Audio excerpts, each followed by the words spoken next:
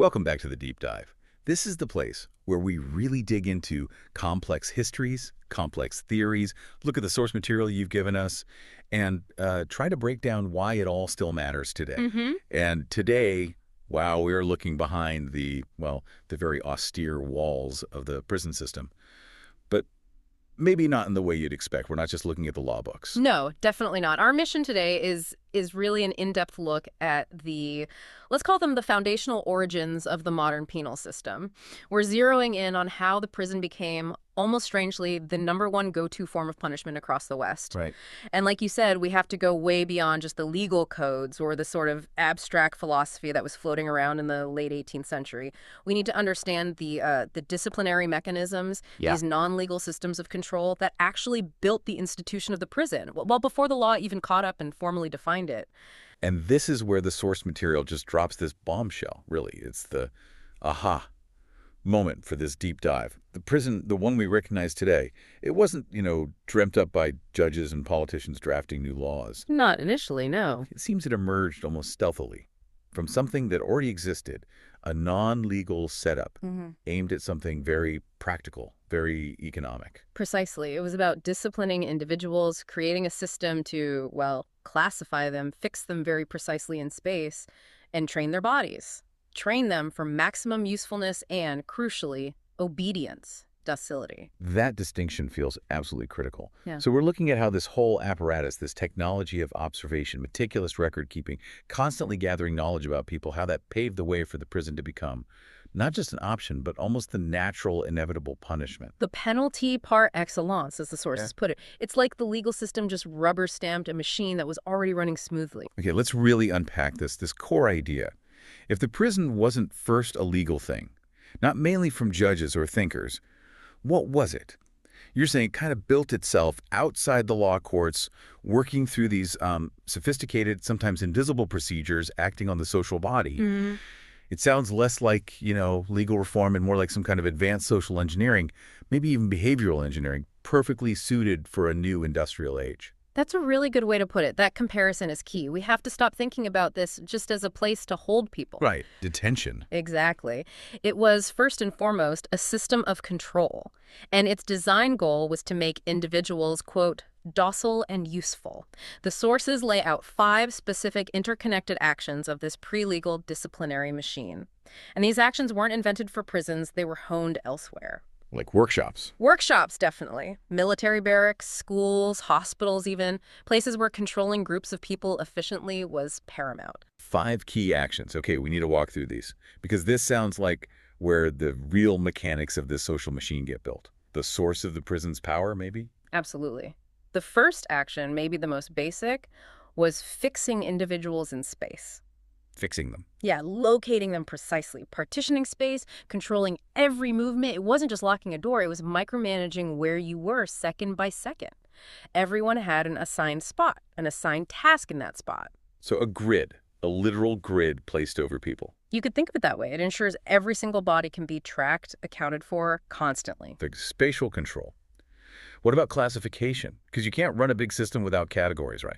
Absolutely essential. That's the second action, classifying them. And crucially, keeping them classified, making it stick. How are they classified? Oh, various ways. By age, by their perceived moral state, good or bad character, by skill level for labor, or, importantly, by how dangerous they were thought to be.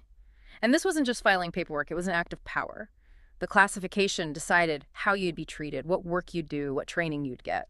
Okay, so space, classification. And the third action seems to really tie this disciplinary thing to the rise of capitalism you mentioned. Correct. The third action was very explicit, extracting the maximum in time and force from their bottles. Optimization. Pure and simple. Pure optimization. This apparatus was designed to make sure every bit of human energy within its walls was used continuously, efficiently, no waste allowed. The body is treated almost like a machine part that needs to run constantly and smoothly. Okay, organize them, categorize them, optimize their labor. But if you've got them fixed in place and working constantly, you also have to control exactly how they move, how they behave moment to moment. Precisely. Which brings us to number 4. Training and coding their continuous behavior. It wasn't just about stopping them doing bad things. No, it went much deeper. The system micromanaged the smallest movements. Posture, silence, compliance, the rhythm of their work, continuous performance. It was like trying to rewrite their muscle memory, their habits. Well, okay. And the last piece. How do you enforce all of that simultaneously? Observation. That's the linchpin. The fifth action, maintaining them in perfect visibility. Always watched. Or at least always feeling like they could be watched. Through constant observation, yes, but also through meticulous systematic recording. Documentation. Ah, the records again. Yes, the constant gaze, whether it's a real person watching or just the idea of being watched, combined with this rigorous system of notes, files, reports, it builds up and centralizes this huge body of knowledge about each individual. And here's the insight. This knowledge, this data, becomes the real mechanism of coercion. Not chains, not walls. So it's the information, the continuous assessment, the biography being written about you that holds the power, not just physical restraint. Exactly. The power isn't primarily through inflicting pain, though that could happen. It's exerted through imposing this precise, measurable, and constant knowledge onto the individual's body, their conduct, their very being. So the key takeaway here is the prison as an institution was already up and running, doing its disciplinary work, making bodies behave in regulated ways, completely separate from whatever the law book said at the time. It was a functional administrative reality, a technology of power. The legal definition came later. #tag 1.2, the transition points. Okay, so we have this powerful disciplinary machine humming along, getting better and better at making people, docile and useful, often driven by the needs of industry new class structures. But there must have been a moment, a transition, where the formal legal system finally looked at this thing and said, yes, that's what we need. Right. When punishment officially shifted from, say, the public spectacle whipping, branding, to this internal micromanagement of the person. That shift is absolutely crucial.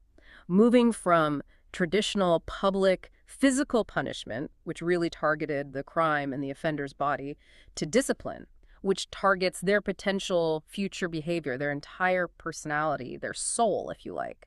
That's a major historical turning point. Yeah. It's the moment the idea of penalty, of punishment, gets opened up to these pervasive methods of coercion.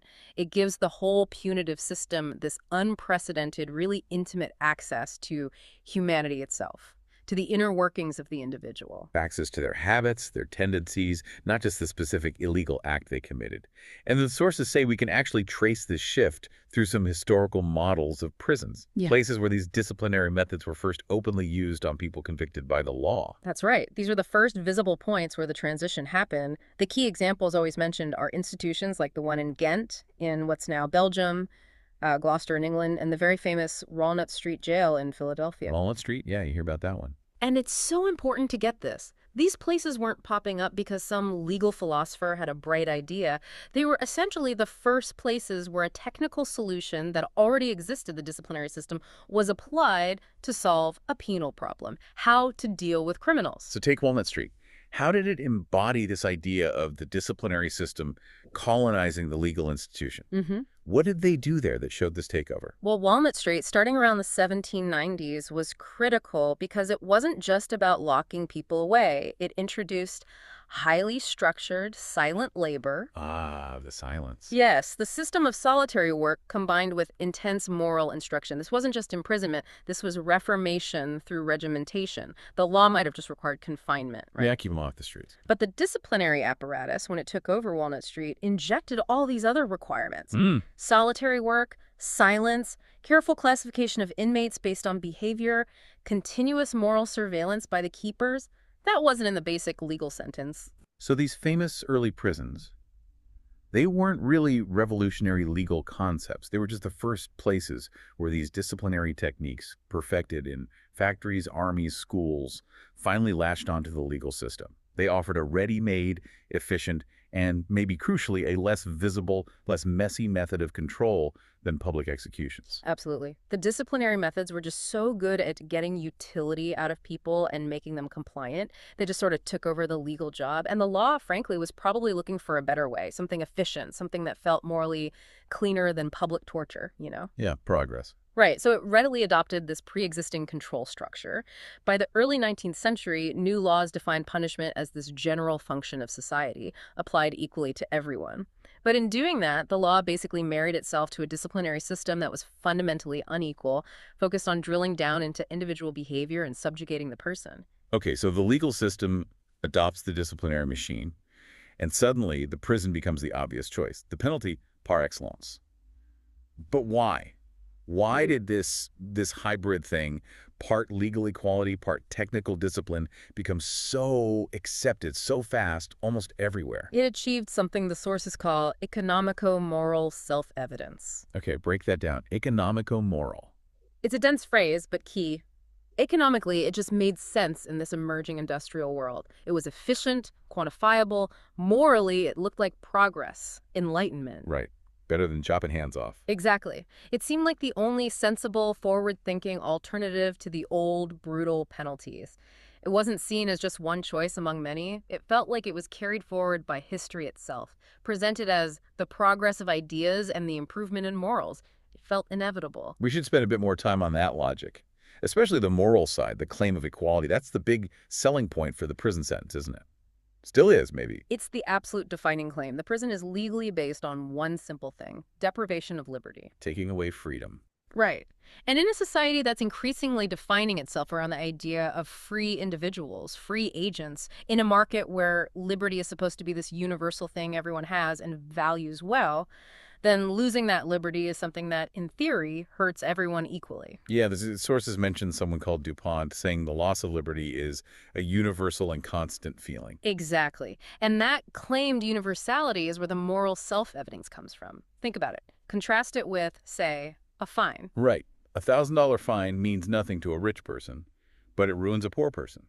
Huge difference in impact. Precisely. But the loss of liberty, the argument goes that it feels essentially the same to everyone who has it. This makes the prison sentence appear to be the clearest, simplest, most equitable punishment you could devise. Okay, that's the moral claim. What about the economic side of that economical moral self-evidence? Well, this connects directly. The prison allows you to quantify the penalty with absolute precision using the variable of time. Days, months, years. Time, the currency of the industrial age. Exactly. Clock time, factory time, now prison time. This ability to measure punishment in units of time lets administrators create these neat tables of punitive equivalents. Like a menu. Steal a loaf of bread, 6 months. Punch someone, 2 years. Pretty much. This quantified, standardized, almost industrial structure, that's its economic self-evidence in these emerging capitalist societies. It's efficient to administer, it's measurable, it looks rational and standardized, it fits the logic of the times. Hashtag tag 2.2, the double function of the institution. So the prison sells itself on legal equality. Everyone loses the same liberty and administrative efficiency, measurable time. But the actual institution, how it works, seems to be built on 2 different foundations, almost like it has a split personality. That double foundation is absolutely central to understanding the prison's enduring power and also its deep contradictions. It operates with 2 interlocking but often conflicting functions. Okay, what's the first one? The first is the juridico-economic foundation. This is the official legal purpose. The offender is paying their debt to society. Yeah. How? Through simple legal detention, depriving them of freedom, of movement. It's framed as a kind of transaction. Okay, sounds straightforward. Pay your debt by doing time. But then there's the second function, the part that makes it a disciplinary machine. That's the technico-disciplinary foundation. This is the function that turns the prison from just a holding pen into what the sources call a disciplined barracks, a strict school, a dark workshop. Its goal isn't just legal repayment, it's technical and moral. What's the goal then? Training individuals, reforming their character, literally transforming their bodies and their behavior to make them supposedly useful citizens when they get out. We need to be clear on the timeline here. The legal bit, just locking them up, that was the initial justification, the public face. That was the primary, simple justification, yes. Deprivation of liberty. Easy to understand, sounds fair, but the technical function, the correction part, was bolted on almost immediately. It wasn't an afterthought. It was integrated right from the start, creating this hybrid system. Right. Legal detention plus this massive corrective task. And this corrective mission wasn't just secondary. It sounds like it became central. It quickly became central to the prison's identity and its justification. This combination of legal confinement and moral technical transformation gave the prison this incredible solidity. It could claim to be doing 2 things at once: upholding the law and actively improving society by fixing bad individuals. So for you listening, what this really means is When the state locks someone up, it's not just holding them because the law says so.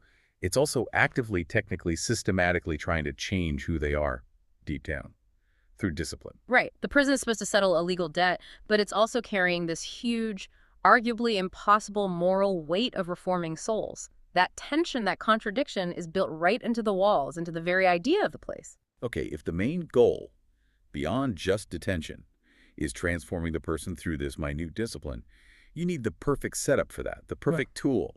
And this is where we move from abstract ideas into, well, actual bricks and mortar. Architecture becomes a tool of power. Exactly. The physical structure of the prison is designed to be much more than just a place to serve time.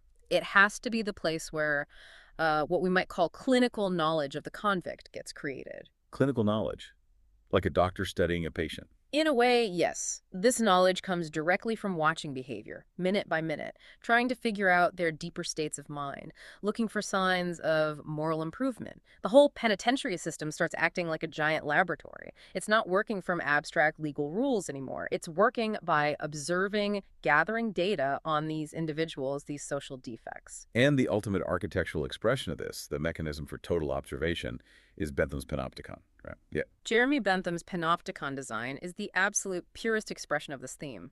Surveillance, observation, all engineered to create individuation, isolation, and transparency. Individuation and isolation seem contradictory to transparency. Well, transparency to the observer. Each inmate is isolated in their cell, perfectly visible, individuated, unable to hide or conspire, but totally transparent to the central tower. While disciplinary methods existed before, Bentham's circular design provided the utopian blueprint. And by the 1830s, especially in America and Europe, it really did become the go-to architectural plan for most new, serious prison projects. It was literally called the intelligence of discipline in stone. That phrase is chilling. The building itself becomes intelligent, designed to make power administration easy, transparent, no dark corners. No dark corners for the inmates anyway. The central watchtower is the key, because the guards in the tower are hidden by shadow or blinds, but the inmates in the cells around the circle are constantly backlit, while surveillance is, or at least could be, continuous and total. The possibility is enough. Exactly. And this central design means one administrator or a small team can theoretically oversee everything work, behavior, communication instantly from one spot without even moving and without the inmates knowing if they are being watched at that exact moment. It drastically cut down on the need for guards walking the corridors, made it cheaper. Hashtag 3.2, the mechanism of self-correction. But the panopticon wasn't just about saving money on guards, was it? The real genius or horror of it was psychological. It was about making the prisoners police themselves. Precisely. That was the ultimate goal. The panopticon was designed to be a prison machine, where external force, the guard watching you, gets replaced by an internal control mechanism. The inmate, knowing they might be watched at any second, starts to regulate their own behavior. They have to catch themselves, correct themselves, as if, in that quote, they were living in the glass house of the Greek philosopher. So you internalize the gaze. You become your own overseer because the tower might be watching or it might be empty. You never know. You never know. The uncertainty is the power. But this constant observation wasn't just about controlling behavior in the moment. It was about gathering information, generating data. Right. Back to the knowledge aspect. That's the crucial link. This idea of permanent observation demanded systematic, incredibly detailed, individualized records. The sources talk about a system of moral accounting becoming basically mandatory in prisons. Moral accounting, like bookkeeping for the soul. Pretty much. Wardens, governors, even chaplains had to write down meticulous reports on every inmate. Their smallest actions, their attitude, who they talked to, signs of repentance, progress in work, everything. And this detailed record became what? The prisoner's permanent file? The Vod Mecum? Yes, the Vod Mecum, Latin for go with me, like a constant companion, a shadow biography. This wasn't just a ledger of names and sentences like before. No. How was it different? Older records tracked the crime. This new documentation tracked the person, the soul. It was the tool the administration used to assess every little detail, decide on individual treatment plans, maybe move someone between classifications. The power shifts profoundly here. It's now in the ability to write the story, to archive, to scientifically classify the inmate's entire life, hour by hour inside the walls. And the overall point of all this paperwork, this intense documentation, The aim was to turn the prison into a place where the administration could build up this body of knowledge, a scientific understanding, they thought, that would allow them to precisely regulate the penitentiary practice. It changes the legal sentence, the punishment, into a penitentiary operation, a procedure specifically designed to modify the inmate, to make them useful, or at least harmless, to society. The prisoner himself, through this whole system, becomes the object, but also the subject. He's not just being punished. He's being actively studied, diagnosed, cataloged, written into this case file that dictates his treatment and, in a way, defines who he is within that system. Okay, this intense system, watching, documenting, building knowledge, it does something really fundamental, doesn't it? Something quite destabilizing for how we think about justice. It actually changes what is being punished. It's not just the crime anymore. It's the person, the whole person. Absolutely. That's a crucial consequence. The whole penitentiary apparatus creates this intense, almost endless demand for more knowledge about the person behind the crime. And there's a subtle switcheroo happening. The switcheroo. Yeah. The system quietly shifts its focus away from punishing the hands that did the stealing or the hitting and substitutes the offender themselves as the primary object of possible knowledge. So the court convicts someone for theft, sends them to prison for, say, 2 years. That's the legal sentence for the act. But the prison system, the penitentiary apparatus, it grabs hold of something much bigger. Much bigger. It's not just dealing with the offense or even the legal offender defined by that one act. It starts dealing with the whole person, defined by dozens of factors, psychological, social, biographical factors that probably weren't even considered during the trial that determine the sentence. And this new object, this whole person defined by all these other factors, Yeah. that's the delinquent. That is the figure of the delinquent. The delinquent isn't just person who committed crime X. No. The delinquent is this complex figure defined by their entire life story, their personality, their potential future risks, a whole set of unstable variables, not just one past action. The delinquent is a profile, a potentiality. Which means the actual technique used inside the prison aims for something like genuine re-education. Yeah. But to even attempt that, it first has to build this incredibly detailed psychological biography of the person. Right. The punitive system itself, the isolation, the record-keeping, ironically becomes the tool used to reconstruct what the sources called the sordid detail of a life. It turns a punishment into this exercise in total compulsion, aimed at correcting the person's entire existence, past, present, and future. This biographical investigation then becomes essential, like step one before you can even figure out how to treat the prisoner. It rapidly becomes the standard operating procedure. You have to do this deep dive into the person's life before you can classify them, decide their regime, tailor the penalty. It's an explicit hunt for the causes of the crime. Not just did they do it, but why did they do it? Looking deep into their psychology, their social background, their upbringing. But the sources seem to stress one area that goes beyond just looking at their past, something more inherent. Yes. Critically, this investigation isn't just historical. It's trying to uncover their harmful predispositions. Predispositions, like they were born bad. Or developed deep-seated character flaws, dangerous tendencies, latent proclivities that might lead to future crimes. The focus subtly shifts from accountability for what they did to predicting and intervening based on who they are or might become. It's predictive. Hashtag 4.2, the criminological labyrinth. Okay, bringing psychology, causality, predisposition into the legal sphere. That sounds like it makes things incredibly complicated. You've essentially got two different kinds of judgment happening at the same time. It creates a fundamental structural conflict, yes. This biographical investigation, seeking psychological causes, effectively duplicates the legal process of assigning responsibility. And this leads us straight into what the sources call the criminological labyrinth. The criminological labyrinth, explain that. Well, the court, the legal system, establishes guilt. Did you commit the act? Are you legally responsible? Simple enough, in theory. But then the penitentiary's biographical investigation establishes this entirely separate chain of psychological causality behind the same act. Why did your upbringing, your character, make you do it? So the judge condemns the act, but the prison diagnoses the person. And this person, this delinquent, is now defined less by the legal crime and more by their closeness to crime itself, their nature. Precisely. They stop being just a person who committed a crime and become a criminal, a type, They're seen as this whole bundle of intricate threads, instincts, drives, character flaws, dangerous tendencies that together demonstrate an overall phenomenon of criminality. It's not about the act anymore. It's about the person's fundamental affinity with crime. And this criminality is treated like a disease, a natural category, something that requires scientific study and intervention. Exactly like that. It's seen as a quasi-natural class, a set of fixed traits that mark someone out as different, as dangerous. And this, of course, is the perfect opening for criminology to emerge as a formal science. Ah, okay. The demand for this new kind of knowledge creates the field. Absolutely. This need for a new, positive scientific knowledge about the delinquent allows the criminal act itself to be redefined scientifically as an offense.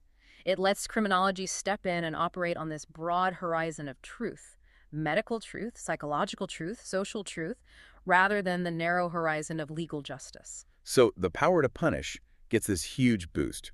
It's not just backed by the state's authority anymore. Now it's backed by the seemingly objective authority of science, medicine, psychology, criminology. Which makes the whole system incredibly hard to challenge, right? Because it's not just about law anymore, which you could argue about. It's about scientific fact, or at least it presents itself that way. Right, so to make this scientific truth actually work inside the prison walls, the administrators needed ways to categorize people, to sort these complex biographies into manageable boxes. And the level of detail they went into, even early on, is kind of staggering, almost absurd. The sources mention Marquet Wassalat's classification from 1841. It reads less like a prison manual and more like an anthropology textbook, or even a zoology of criminals.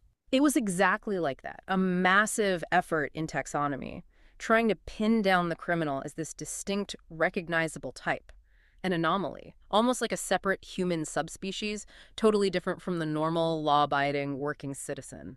And the classification wasn't just based on the crime they committed, not at all. It was based on their observed behavior, their perceived morality, even their supposed biology. Okay, we have to hear these categories, Mm-hmm. because the treatments they recommended really show the psychological harshness of this system in action. Well, Marquet Wassalat identified three main types. Category 1 was seen as the absolute worst, the perverse intellectual. Reverse and intellectual. Yeah. These were people they thought were smart, maybe above average intelligence, but used it for evil, possessed an iniquitous morality, a fundamentally dangerous attitude towards society and duty. They were the masterminds, the corruptors. Okay, the dangerous thinkers. What was the prescribed treatment for them? Total psychological demolition, basically. Strict, absolute isolation, day and night. Exercise alone, kept in solitary. And here's the kicker. Whenever they had to interact with staff, even briefly, they were forced to wear a special light mask made of metal netting, like a fencer's mask. Wait, a metal mesh mask? Seriously? Yeah. That is incredibly chilling. It's not just about stopping them seeing out, is it? It's about stopping them being seen as human, denying any reciprocal gaze, any connection. The goal seems to have been total transparency to the observer, but total isolation from any human contact or recognition for the inmate. Complete separation. Now, category 2 was different. These were the vicious stupid. Vicious or stupid. More like vicious because stupid in their view. These were the passive ones. People led into crime not because they were inherently evil or clever, but because they were indifferent or had low intelligence or just lacked character. Easily led astray, easily tempted. Not real malice, just deficiency. Okay, the easily led. How were they treated differently? Well, since their problem was seen as a lack of moral and mental strength, the regime was less about punishment and more about education, or drilling. They were allowed things the intellectuals absolutely were not. Group instruction, reading materials, controlled conversations. They even had a system of rewards to try and encourage them to, shape up morally and mentally. Like a factory trying to produce basic, compliant workers. That's a good analogy. Isolation for the clever, schooling for the dull. And the last group. Yeah, what was category 3? Category 3 was simply the incapable. These were people considered rendered incapable by some kind of incomplete organization, lacking drive, lacking will, maybe physically weak or just unable to cope with regular work, the ones who couldn't hold down a job on the outside. And their treatment. They needed more leeway, apparently, more external stimulation just to get them to make an effort, because their failing was seen as almost biological or deeply ingrained laziness. The whole classification system, you see, is built on establishing the criminal as this distinct anomaly, fundamentally separate from the productive norm, hashtag 5.2, the penal technique, and its twin brother. Okay, we followed this whole elaborate process. It involves the law, the judge handing down a sentence, the offender, the person condemned. But then the prison administration, the warden, the guards, the classifiers, they create this whole other thing, this non-physical reality, Mm, the delinquent, right. this complex biographical person, this measurable kernel of danger. And it sounds like the prison system itself manufactures this figure, partly to justify its own existence and methods. That's the heart of the paradox. Yes, the inmate legally loses their liberty. The law demands that. But the penitentiary element, the disciplinary part, introduces this third character onto the stage, the delinquent. And this delinquent is now being measured, assessed, diagnosed, treated long after the judge's gavel fell. This illness, this entire way of being delinquent, becomes something the legal system itself eventually has to acknowledge and try to manage. Which leads us to what feels like the conceptual climax, the big reveal of this whole analysis. The really profound implication, the takeaway, is this.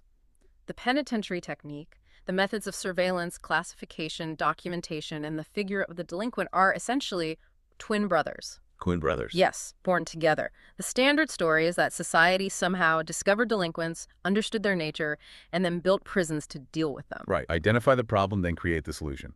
But the source material argues it's the other way around. It's the constant refinement of the techniques inside the prison, the relentless documenting, watching, isolating, classifying, that eventually produces the objective existence of delinquency. It makes delinquency seem like a real, measurable, scientific thing out there in the world. So the prison system didn't primarily come from the big ideas of reformers like Beccaria or Bentham. They might have provided some legal language, but the engine was somewhere else. Exactly. The engine was these mechanisms of disciplinary power, a type of power already working in other parts of society, factories, schools, the army. And once this power structure had successfully manufactured the fully formed, scientifically defined delinquent, well, the formal justice system almost had no choice. It kind of owed the prison recognition for having defined and managed this problem so effectively. Wow, so the old public spectacle criminal just vanishes, replaced by this individualized delinquent, this complex soul that the punishment machine itself helped to create, just so it would have something to work on. Precisely.